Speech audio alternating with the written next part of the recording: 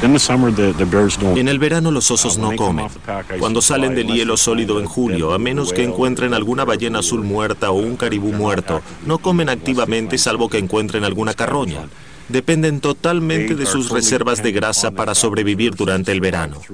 Así que si tienen un periodo más corto para acumular reservas de grasa durante el invierno, cuando hay bloques de hielo, obviamente eso afectará su habilidad para sobrevivir en el verano. En años recientes se observó que el hielo empezaba a formarse más tarde de lo tradicional, unas 2 semanas más tarde en promedio en los últimos años. Al mismo tiempo, el hielo está abandonando la bahía y se observó que el congelamiento ocurre antes, unas 2 semanas. El problema es que esto afecta mayormente a la aparición de las hembras con sus crías, porque los osos que van a la bahía a alimentarse en noviembre pueden comer desde entonces hasta julio. Tener 2 semanas menos de alimentación no es bueno, pero es un poco más manejable. Sin embargo, la hembra que aparece con su cría en marzo o abril tiene solo 4 meses o menos para alimentarse. Así que restar 2 semanas y que el hielo se vaya de la bahía 2 semanas antes es reducir su periodo de alimentación en aproximadamente un 15%. Esto es muy significativo y si continúa en el futuro, como es posible, podría dejar a estos animales sin un adecuado periodo de alimentación para pasar la época de verano en que no comen.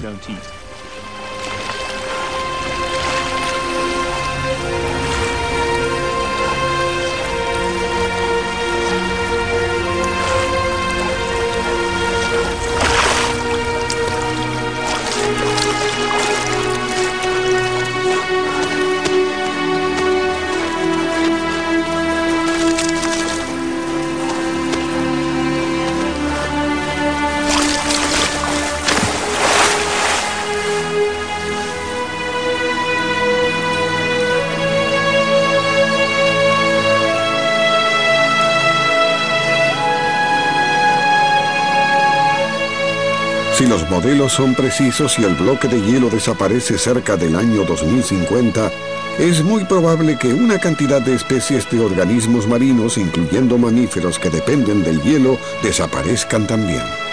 ¿Qué pasaría con las formas de vida submarinas como las algas que evolucionaron para vivir bajo el hielo?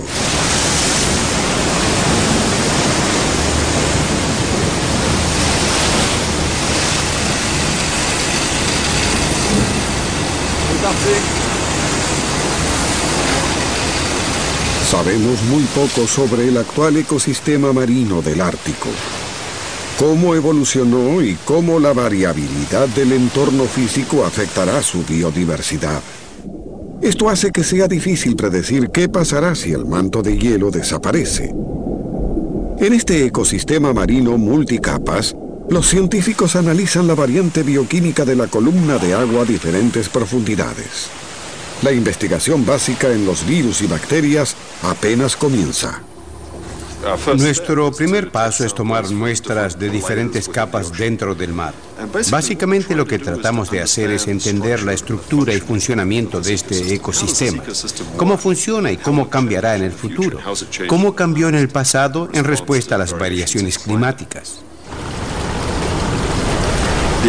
La ausencia de un bloque de hielo cambia todo en términos de la estructura de este entorno y la naturaleza de los hábitats para las formas de vida allí. Habrá un cambio en las especies, sin lugar a dudas. Habrá perdedores y ganadores en ese cambio.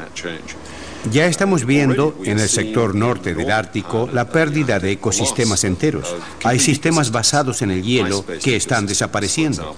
Antiguos sistemas de hielo que datan de varios miles de años que colapsaron en un 50, 60 o 70%. Hay ciertos tipos de ecosistemas que ya no formarán parte del entorno ártico. Estos a su vez serán reemplazados por otro tipo de organismos, otras formas de vida.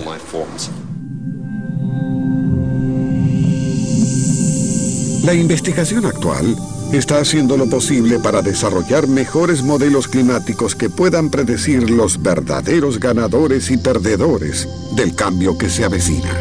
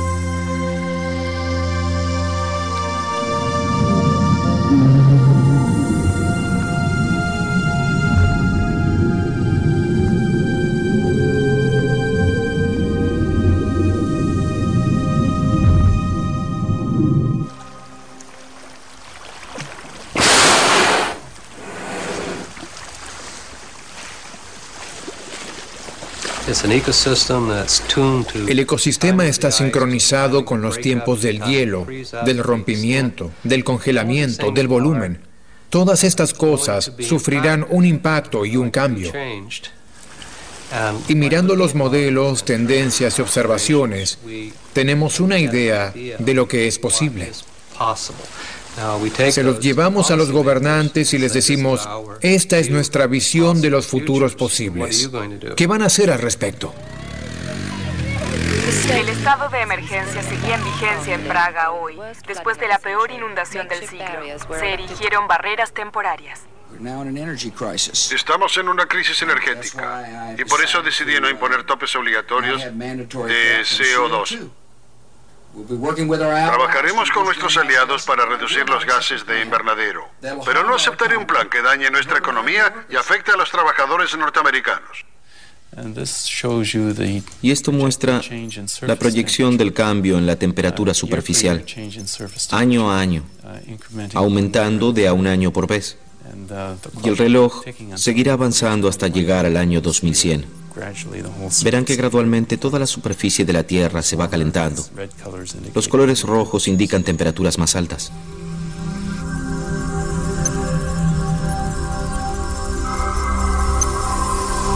Los modelos predicen cambios en la temperatura que semejan lo que experimentó la Tierra durante el fin de la última glaciación.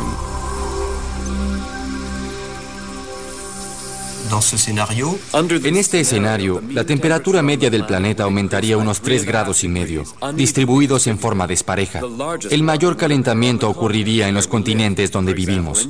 Por ejemplo, en Europa, 4 a 6 grados.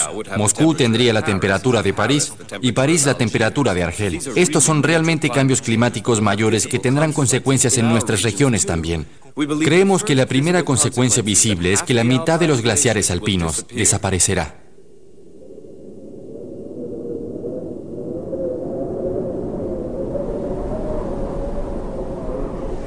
Los glaciares, donde quiera que estén, tienen una especie de balance bancario.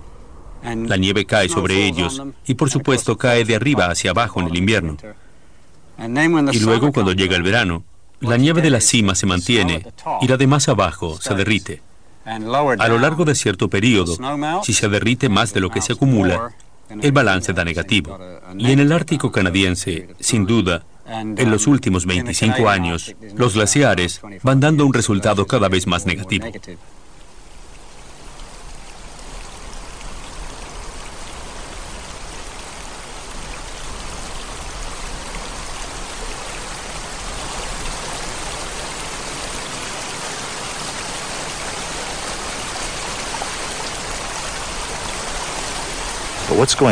Pero lo que ocurre a escala global es que los glaciares se derriten. Casi todos los glaciares de la región ártica están derritiéndose, y esa agua queda liberada y va hacia los océanos. Esta es una de las cosas que complican la erosión de las costas, porque si el nivel del mar sube, es porque los glaciares se derriten, no porque el hielo marino se derrita. Pero también a medida que se calienta el planeta, aumentan los niveles del mar por simple expansión. Se calienta el agua y se expande aún más. Si combinas esos elementos con menos hielo marino en una región, verás lo que sucede aquí, en el área de la plataforma continental Mackenzie. El otro problema con la erosión de la costa es que como hay menos hielo marino en esta área, cuando el viento sopla, las olas son más grandes y llegan más adentro en la costa. Al tener más energía, pueden erosionar la masa de tierra más eficientemente. Así que la erosión de la costa tiene mucho impacto en las comunidades locales, y la situación aquí en Tutoyaktuk es particularmente problemática para esta comunidad. Tienen dificultades para mantener el terreno de sus viviendas, así como también la infraestructura para las aguas residuales, la electricidad y esas cosas.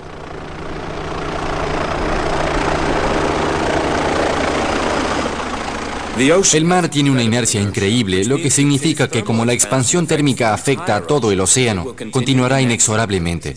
Si son 50 centímetros al fin del siglo, seguirán siendo 50 centímetros al fin del próximo siglo.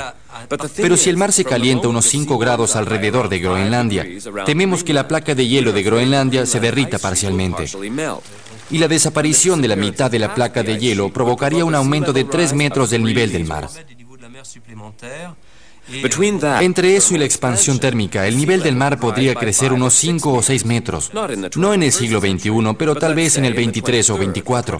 Si llegamos al fin del siglo XXI y seguimos en esa posición, será casi inexorable. Creo que no tenemos derecho a hacer algo así.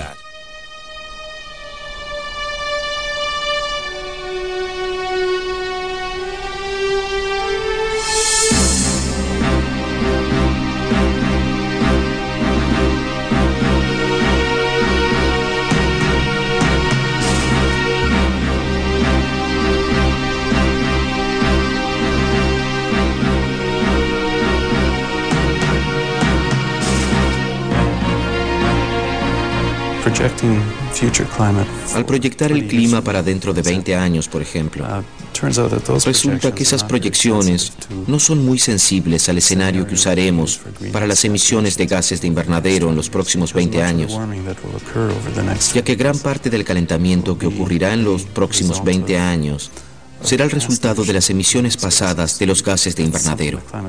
Eso es algo que los climatólogos llaman calentamiento comprometido. Ya hemos hecho un compromiso al calentamiento futuro al cambiar la composición de la atmósfera. El sistema climático actualmente no está en equilibrio con ese cambio de composición en la atmósfera. Así que aun si no cambiamos la composición atmosférica del gas invernadero, si logramos estabilizar la composición de la atmósfera, el clima seguirá tratando de ponerse en equilibrio con esas condiciones cambiadas.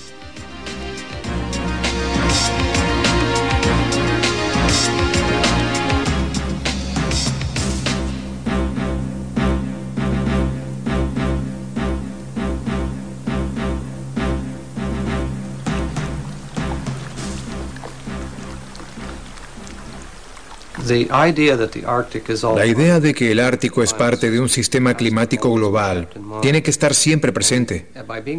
Eso significa que si uno lo fuerza, podría responder. Puede reaccionar a lo que uno hace. Se han postulado 3 ideas de cómo podría responder el Ártico. Una es paralizando o modificando la cinta transportadora marina. Otra es cambiando el albedo del hielo marino. Y a la tercera, no le prestaron mucha atención, pero podría ser potencialmente muy seria. Es la liberación de dióxido de carbono y metano, que también es un gas de invernadero, desde el permafrost y desde la capa de hidratos de metano, que está enterrada en lo profundo del suelo ártico. Esta es una parte diferente del ciclo de carbono que estudian los biólogos oceanógrafos. Ellos se fijan en el ciclo rápido del carbono, lo que crece este año, lo que se recicla en la cadena alimentaria. Ahora hablamos de productos del carbono que han estado almacenados en el planeta durante millones de años, que podrían ser liberados catastróficamente en una gran emisión repentina hacia la atmósfera, potenciando las consecuencias del calentamiento por los gases de invernadero.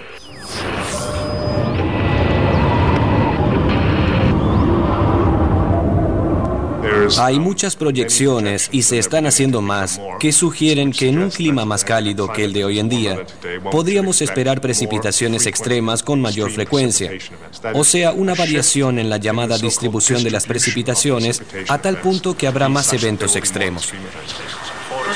Los incendios forestales recrudecen. Europa del Norte fue castigada con lluvias torrenciales. En varias ciudades, las fuertes lluvias